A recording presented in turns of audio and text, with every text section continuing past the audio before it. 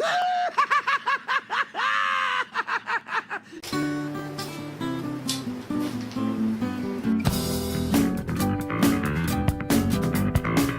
guys, what is up? I'm TheJunkernaut and welcome back to my channel. Today we got just a really choice, awesome build video guys for you because we're going to be doing an awesome challenge with my friend Rory here.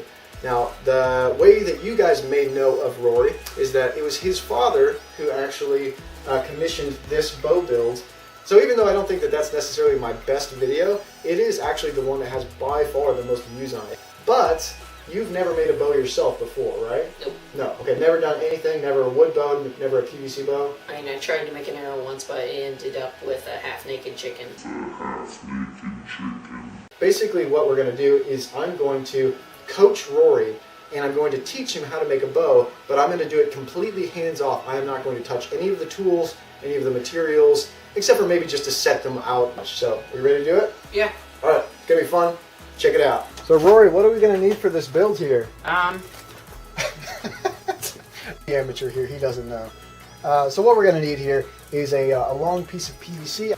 This is also 1-inch Schedule 40 PVC. So this is going to make a very strong bow, upwards of 60 or 80 pounds. We're going to be using, and I'm going to be teaching him to use, the very tools that I made to make his original bow. So it's going to be kind of a full circle thing here. So if we want Rory to be able to shoot this bow, we're not going to want to cut this down very much at all. Sorry, I got to remember not to touch anything. Rory, why don't you measure?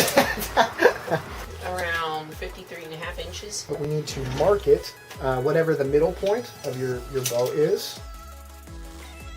And you are going to put a mark 2 inches on either side of that. There we go. Perfect. Okay. So basically what we're doing is we're getting the flat part of the bow. Yep, so we have to flatten each one of the limbs. Grab your gloves, put those on probably. When we get done with this, we take the bow out and we put it in here, and we're going to push this end right up to the end of here. And you want this end to line up right here. We'll put it on the floor and you'll step on it. Step, step, step on it.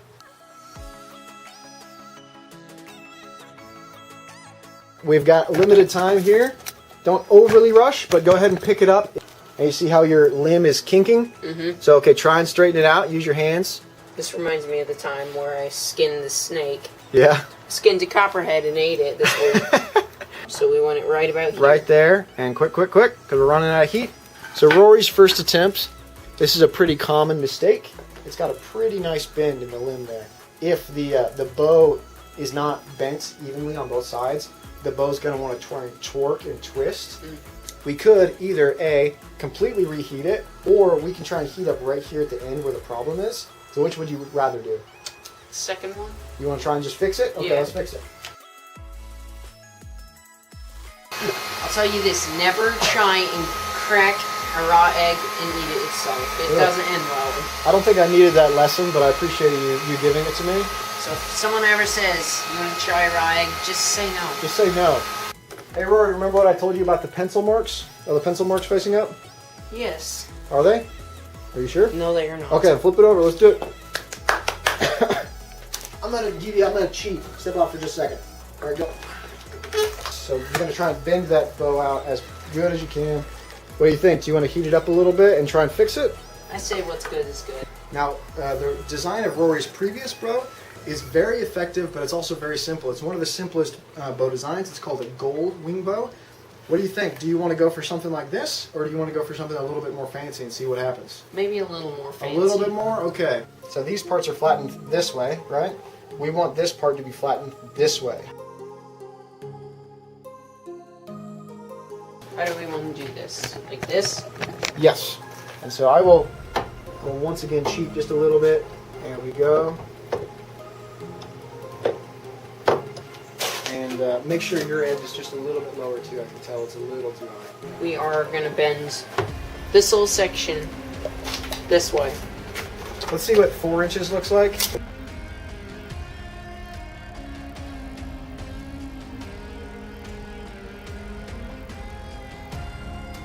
And just cut some little kind of triangular V shapes, one out of each side, and then that's where the string's going to sit. So let's do that now.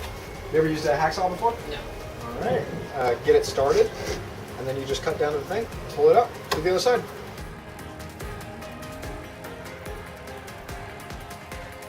I did not realize that I was running so short on paracord, and although Rory's going to be the one to do this, we're going to have to use a couple of smaller pieces and tie them together. Not ideal. Alright, so take it, and you're going to take one side, and you're going to make a loop about maybe 3 inches, like if you were going to tie your shoes, and you're going to twist it over on itself, and you're going to tie both of the pieces into a knot. So pull it around and through like that.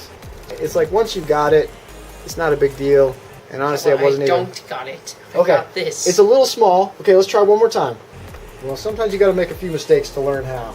Did you say that? Yeah, there you go. Now pull that really, really tight. Okay, in the tooth method. I'm going to do it just so you don't get hurt. That was a little heavier than I expected. A good way to check your stringing is you usually want it to be about a thumbs up distance away. So this one's maybe just a little short. Rory, you just made your first bow. Alright, first test, just going to be from a couple feet away, and I'm not going to do full draw or anything.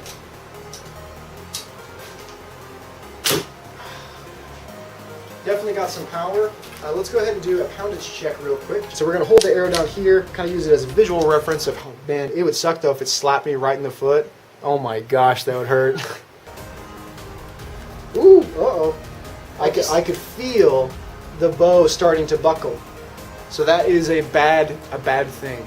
We did this maybe a little bit too far. We squashed it a little bit too much.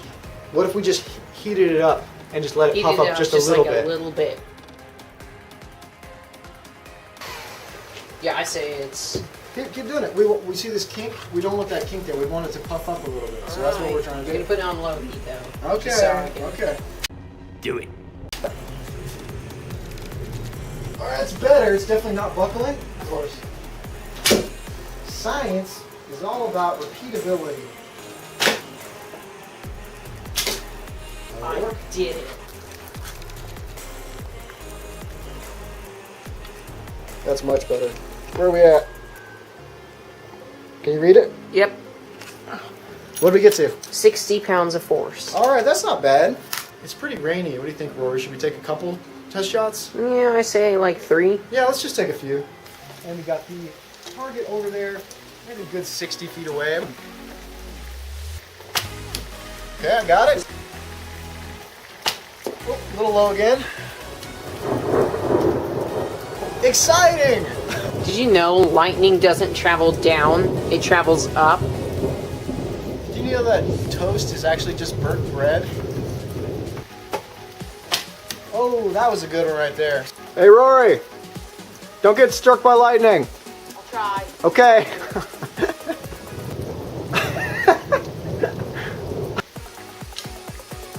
Not even close. You hit it?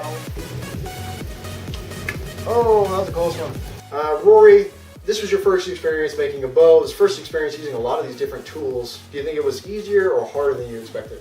Me personally, it was pretty easy to do considering how epic this bow looks. Yeah, I think if we were going to paint that one up now, I would probably go for something that's more like an orc build, or like, you know, something that's kind of more themed like that, just because there are some of those bends, some of those lines that aren't super clean.